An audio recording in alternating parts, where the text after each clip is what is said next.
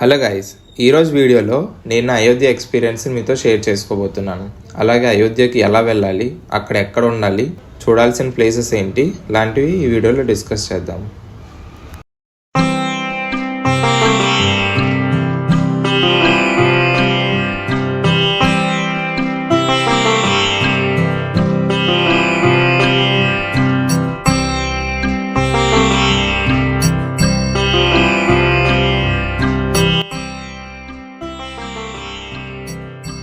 Visakhapatnam to Ayodhya వెళ్ళడానికి అయితే నా దృష్టిలో 3 ఆప్షన్స్ ఉన్నాయి. ఫస్ట్ వచ్చేసి Vizag to Ayodhya direct train అయితే ఉంది. అది ప్రతి బుధవారం రాత్రి 10-20 నిమిషాలకు ఉంది వైజాగ్ నుంచి, అండ్ ఫ్రైడే మార్నింగ్ అయితే వెళ్తుంది. సెకండ్ ఆప్షన్ వచ్చేసి వైజాగ్ టు వారణాసి వెళ్ళి వారణాసి నుంచి అయోధ్య వెళ్ళడం. Vizag to Varanasi direct train అయితే ఉంది every Wednesday and Sunday, and Varanasi నుంచి మనకి నెంబర్ ఆఫ్ ట్రైన్స్ అయితే ఉంటాయి. అక్కడ నుంచి జర్నీ కూడా 3.5 hours మాత్రమే. థర్డ్ ఆప్షన్ వచ్చేసి వైజాగ్ టు హౌరా వెళ్ళి హౌరా నుంచి అయోధ్యకు వెళ్ళడం. వైజాగ్ టు హౌరా అయితే నెంబర్ ఆఫ్ ట్రైన్స్ ఉంటాయి, అలాగే హౌరా నుంచి అయోధ్య కూడా డైలీ ట్రైన్స్ అయితే ఉంటాయి. యాక్చువల్లీ ఇంకో ఆప్షన్ కూడా ఉంది, వైజాగ్ టు విజయవాడ వెళ్ళి విజయవాడ నుంచి అయోధ్యకి అయితే ట్రైన్ ఎవ్రీ మండే 8 o'clock అయితే ట్రైన్ ఉంది. జర్నీ కొంచెం లాంగ్ అవుతుంది, కానీ తప్పనిసరి పరిస్థితుల్లో ట్రై చేయవచ్చు. నేను వెళ్ళింది అయితే November 2023, అది వచ్చేసి దివాళీ టైంకి అయితే వెళ్ళాను. నేను అప్పుడు యాక్చువల్గా ఢిల్లీలో ఉన్నాను. ఢిల్లీ టు అయోధ్య అయితే కనెక్టివిటీ చాలా బాగుంటుంది, కానీ దివాళీ టైం వల్ల ఎన్ని స్పెషల్ ట్రైన్స్ వేసినా ఖాళీ అయితే లేవు. సో నేను ఆగ్రా వరకు వెళ్ళి ఆగ్రా నుంచి ఇంకో ట్రైన్ అయితే షిఫ్ట్ అయ్యాను.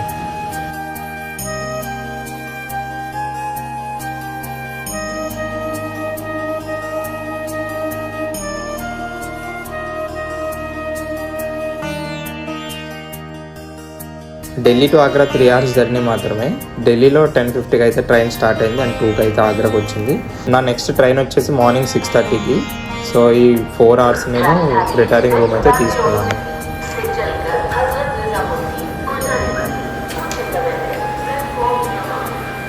రూమ్స్ అయితే చాలా బాగున్నాయి, చాలా నీట్గా ఉన్నాయి. ఇది వచ్చేసి డార్మెటరీ. 3 hours 100 rupees అయితే ఛార్జ్ చేస్తున్నారు. ఇందులో ఒక single bed, fan, power sockets ఇలా అన్నీ ఉన్నాయి, అండ్ బయట వాష్రూమ్స్ ఉన్నాయి. అన్నీ చాలా బాగున్నాయి, అన్నీ వాడుకోవచ్చు.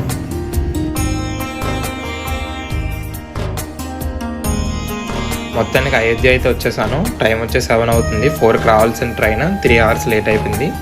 సో అయోధ్యలో మనకి 2 stations అయితే ఉంటాయి. అయోధ్య జంక్షన్, దాన్ని అయోధ్య ధామ్ జంక్షన్ అంటున్నారు, అండ్ అయోధ్య క్యాంట్ ఒకటి. మనం ట్రైన్ డైరెక్ట్గా అయోధ్య ధామ్ జంక్షన్కి అయితే తీసుకోవాలి, ఎందుకంటే క్యాంట్ నుంచి అయితే మళ్ళీ బస్సు మారాల్సి ఉంటుంది.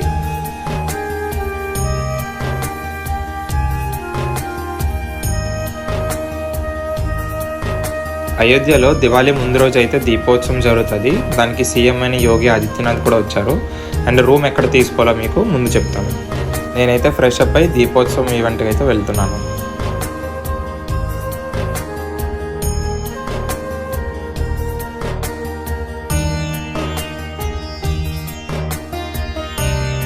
ఇది వచ్చేసి నయా ఘాట్, లతా మంగేష్కర్ చౌక్ పక్కన అయితే ఉంటుంది.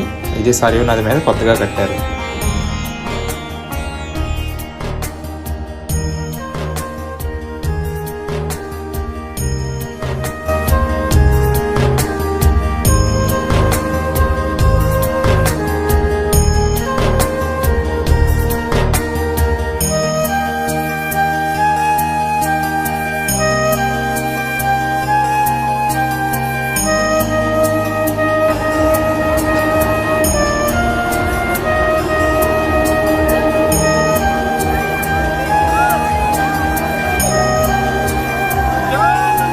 దివాళీకి 24 లక్షల దీపాలు అయితే వెలిగించారు. అది గిన్నిస్ వరల్డ్ రికార్డ్.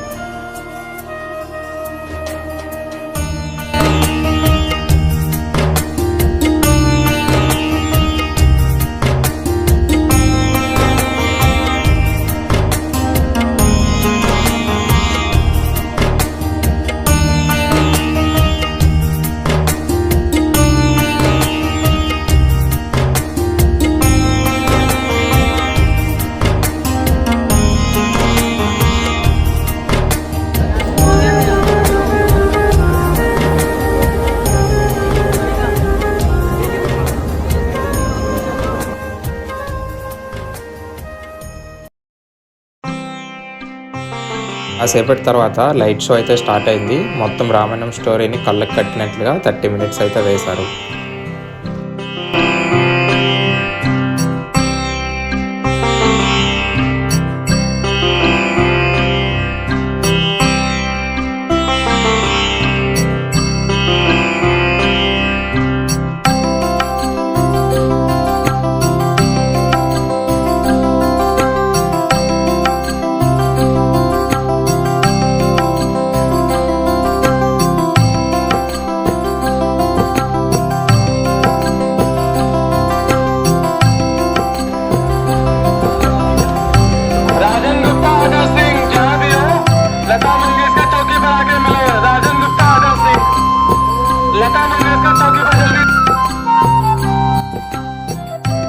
నయా ఘాట్ పక్కనే సరియు నది అయితే ఉంటుంది.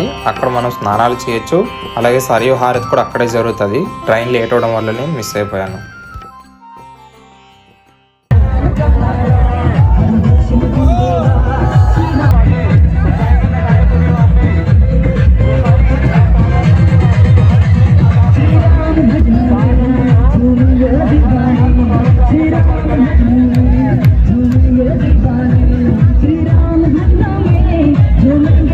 ఎక్కడ చూసినా సందడిగా, మొత్తం లైటింగ్తో డిఫరెంట్ వైబ్స్. అసలు దివాళీకి ఖచ్చితంగా అయోధ్యలో వన్ టైం అయినా ఎక్స్పీరియన్స్ చేయాలి.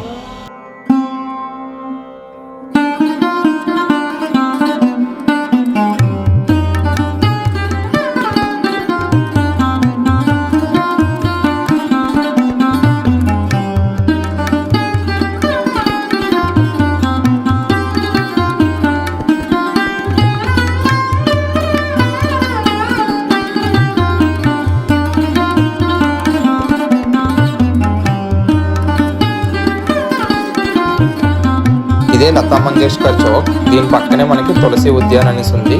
నేను దీని బ్యాక్ సైడ్ రూమ్ అయితే తీసుకున్నాను. అది ఎందుకో కూడా మీకు తర్వాత చెప్తాను.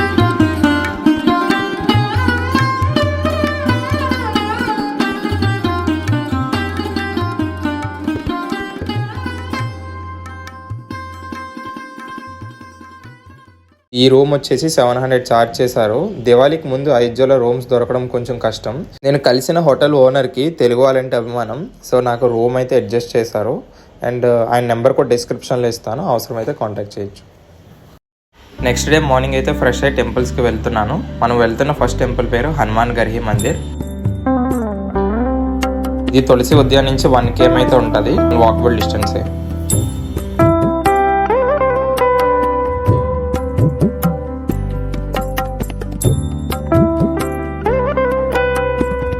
టెంపుల్ కింద స్వీట్స్ అండ్ లడ్డూస్ అమ్ముతారు. లడ్డూస్ బాగుంటే ఖచ్చితంగా ట్రై చేయండి.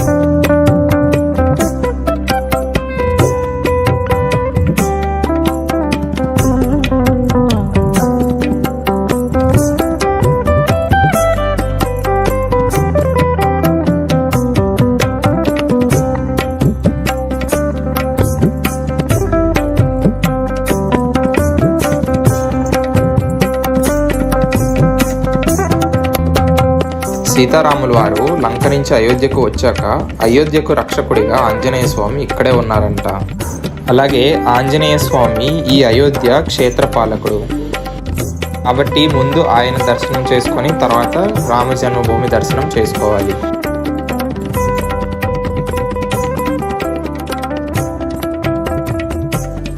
హనుమాన్ గర్హి నుంచి రామజన్మభూమి ఆలయం 1/2 కిలోమీటర్ మాత్రమే. టెంపుల్ నుంచి బయటికి రాగానే లెఫ్ట్ సైడ్ అయితే వెళ్ళాలి. చాలామంది టెంపుల్కి తీసుకువెళ్తానని, దర్శనం దగ్గరుండి చేయిస్తానని డబ్బులు అడుగుతుంటారు. అటువంటి వారిని అస్సలు నమ్మవద్దు. దారిలో మనకి దశరథ మహల్ కనిపిస్తుంది, దాన్ని మనం రిటర్న్లో కవర్ చేద్దాం. అలాగే హనుమాన్ గర్హి మందిర్, రామ జన్మభూమి ఆలయం ఈ 2 దర్శనం టైమింగ్స్ మార్నింగ్ 11 to 12తో క్లోజ్ అయిపోతాయి అండ్ మళ్ళీ ఈవినింగ్ 5 నుంచి స్టార్ట్ అవుతాయి. సో టైమింగ్స్ని మర్చిపోకండి. రామ్ మందిరానికి వెళ్ళక ముందు మన ఫోన్స్, ఎలక్ట్రానిక్ ఐటమ్స్ అయితే సబ్మిట్ చేయాల్సి ఉంటుంది. చాలా షాప్స్లో లాకర్స్ అయితే ఉంటే వాటిలో పెట్టుకోవచ్చు. సో వీడియో అయితే తీయలేకపోయాను. రామ్ మందిరం దర్శనం చేసుకొని ఇప్పుడు మళ్ళీ దశరథ్ మహల్కి అయితే వచ్చాను. శ్రీరాముడి తండ్రి అయిన దశరథ్ మహారాజు యొక్క రాజభవనం ఒకప్పుడు ఇక్కడ ఉండేదంట. దానికి గుర్తుగా ఇప్పుడు ఈ మహల్ని కట్టారు. శ్రీరాముడు తన సోదరులతో బాల్యాన్ని ఇక్కడే గడిపారంట.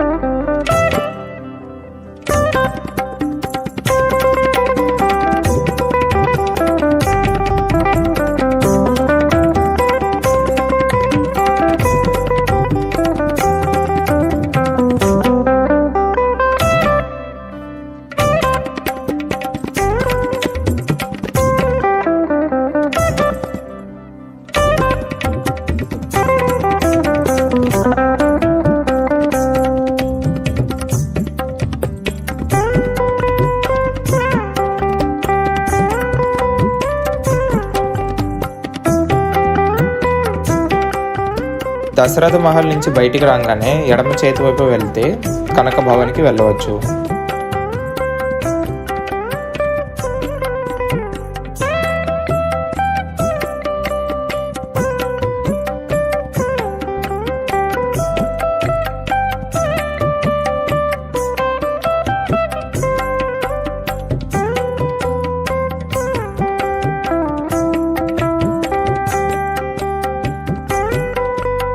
టైం వచ్చేసి 11 అవుతుంది.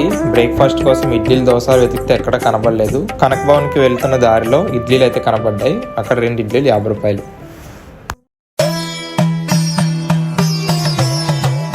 కనక భవన్ అంటే బంగారు భవనం అని అర్థం. దీన్ని కైకేయి భవన్ అని కూడా పిలుస్తారు. సీతారాముల కళ్యాణం తర్వాత కైకేయి సీతారాముల వారికి ఈ భవనాన్ని బహుమతిగా ఇచ్చిందంట. ఈ మహల్లోనే సీతారాముల వారు నివసించేవారంట.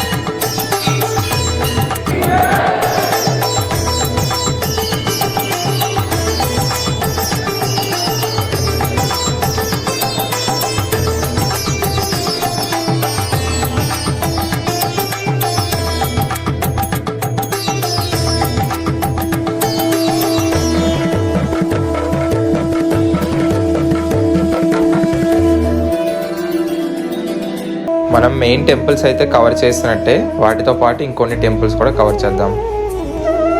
ఫస్ట్ వెళ్తున్నది బడే హనుమాన్ మందిర్. ఇది హనుమాన్ గర్హి నుంచి ఆటో మీద కూడా వెళ్ళొచ్చు.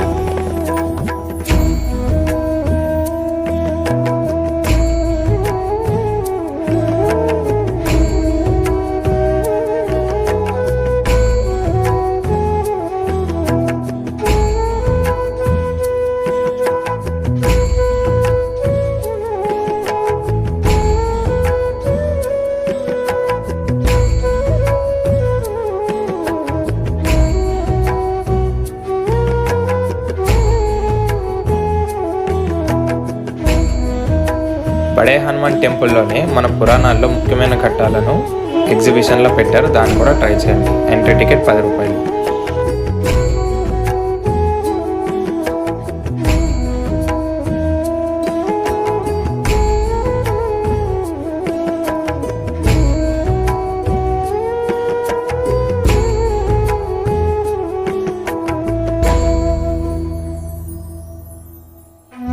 బడే హనుమాన్ తర్వాత నేను నయా ఘాట్కి అయితే వచ్చాను. నేను ఇక్కడే దీపోత్సవం అయింది. ఈ రోజు అయితే దీపాలన్నీ తీసేశారు.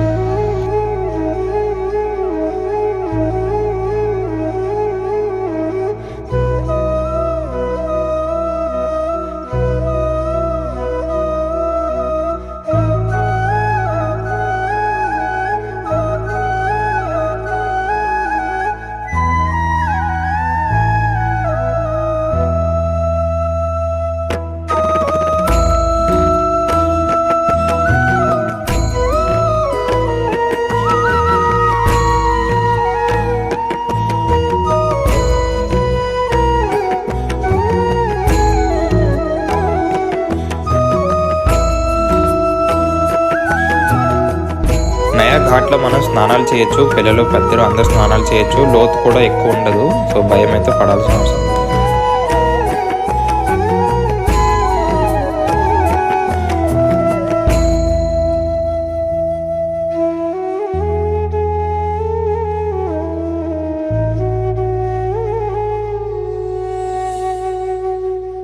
అలాగే నయాఘాట్ పక్కనున్న నాగేశ్వరనాథ్ ఆలయం, కాలారాం, ఘోరారాం వంటి ఆలయాలు కూడా దర్శించుకోండి. ఇవి అయోధ్యలోని అతి పురాతనమైన ఆలయాలు.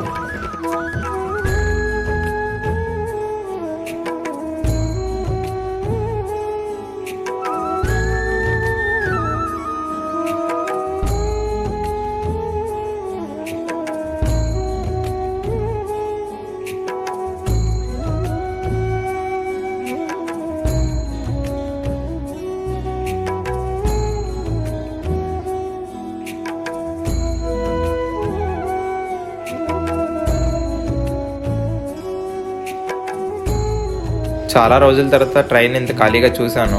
ఒక 10 నిమిషాల్లో ట్రైన్ స్టార్ట్ అవుతుంది, కానీ ఇంత ఖాళీగా ఉంది. సో నార్మల్గా చెక్ చేస్తే స్లీపర్లో 450 సీట్లు ఖాళీగా ఉన్నాయి. ట్రైన్ మొత్తం ఖాళీగా ఉంది.